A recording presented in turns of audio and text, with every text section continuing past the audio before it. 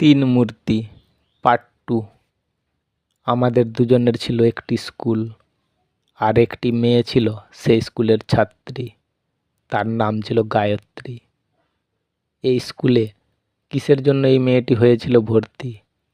মাটি দিয়ে বানানো হয় যে কোনো, যেমন মাটির মূর্তি, আর যে কোনো মূর্তিতেই ব্রাহ্মণ করে কিন্তু পূজার শেষে পঞ্চপ্রদীপ দিয়ে আরতি। এই স্কুলটাতে ছিল শুধুই দুজনের সব রকম ফুর্তি, আর দুটো মেয়ে, পার্বতী ও পদ্মাবতী।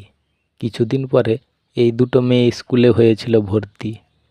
সব থেকে বেশি টান ছিল যেই মেয়েটির নাম ছিল গায়ত্রী।